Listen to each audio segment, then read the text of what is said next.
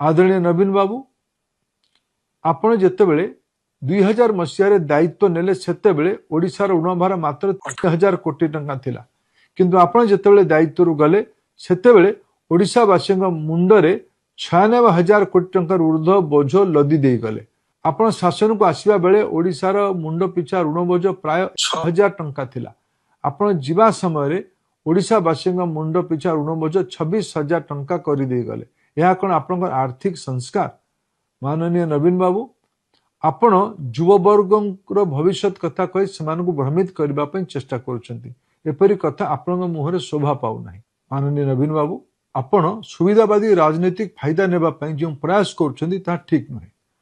मोदी सरकार आनी नुआ एमएमडीआर बिल होउची देशर खनि सुरक्षा और ओडिशा भली खनि संपन्न राज्यगुड़िकर आर्थिक भविष्य एक ऐतिहासिक पदक्षेप।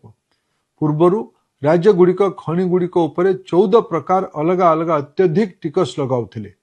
एमएमडीआर बिल धारा 9D राज्य गुड़िकरू मूल राजस्व को न छड़ाई मल्टी लेवल टैक्स बोझ को रखिबा एक स्पष्ट सीलिंग निर्धारण करुछि। यदि खनि उपरे 70% रु 80% मनमुखी टिकस लदी दिया तेबे लुहा कोयला सिमेंट दाम आकाश छुआ हेबो। ओडिशा समेत भारतर अर्थनीतिर सप्लाई चेन प्रभावित हेबो। इंडस्ट्री एवं इंफ्रास्ट्रक्चर डेवलपमेंट बाधा प्राप्त हेबो। ओडिशार साधारण मध्यवित्त परिवार टीए घर तैयारी करिबा पई लुहा रड और सिमेंट किनिबा कष्टकर हेबो। या सहित साइकेल मोटरसाइकेल ट्रक और ट्रैक्टर दाम मध्य बढ़िबार संभावना अछि। सबुठु बड़ कथा अत्यधिक टिकस बोझ जोगु केन्दुझर सुंदरगढ़ झारसुगुड़ा अनुगुल जाजपुर खनि और कारखाना गुड़िक बंद हो जाइथांता। सेथिपई लक्ष लक्ष युवक युवती सेमान चाकरी और रोजगार हराई थांते। एमएमडीआर बिल सेक्शन 9D आनी आम सरकार ओडिशार शिल्प को बंचाई एवं साधारण लोकों को महंगा मारू रक्षा कर बिल द्वारा ओडिशार कौन सी क्षति हुई नहीं।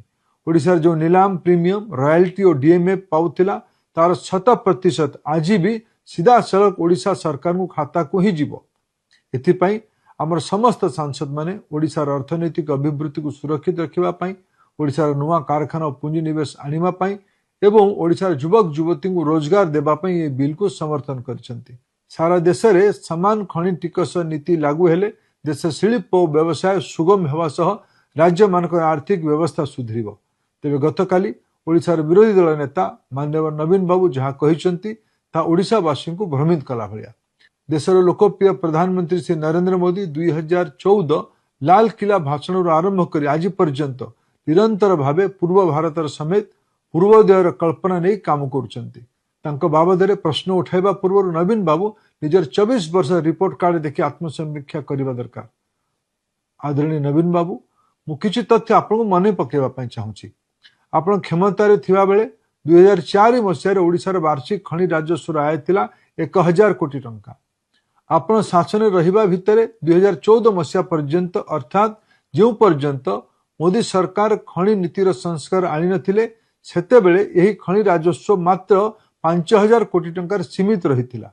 कारण सेतेबेले माइनिंग कंपनी मानकु साग माछ दर रे खनि बंटा जाउथला। एहा सह भाई बंधु कुटुंब हिसाब रे ओडिशार निर्दिष्ट केतक परिवार गुड़ी को खनि टेकी दिया जाउथला। 2014 रे केंद्र प्रधानमंत्री नरेंद्र मोदी सरकार रे आसीथिले। 2015 रे मोदी जी एमएमडीआर आईन रे ऐतिहासिक संशोधन आनीथिले। या फल रे मनमुखी खनि देवा बंद हैला। आलोकेशन रु ऑक्शन प्रक्रिया आरंभ हैला। ऑक्शन प्रक्रिया को बाध्यतामूलक करागला। ये ऑक्शन प्रक्रिया माध्यम रे मोदी सरकार खनि आवंटन रे पारदर्शिता आनिछंती। या सहित एड वैल्यूरियम रॉयल्टी को मध्य 10% रु 15% को वृद्धि करछंती।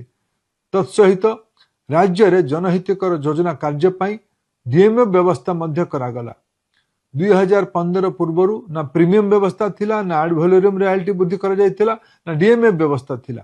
2015 एमएमडीआर आईन जोगु जेउ खनिज आय 5,000 कोटी टंका रे अटकी थिला ताहा 10 गुण वृद्धि पाई आज प्राय 50,000 कोटी टंका रे पहुंची।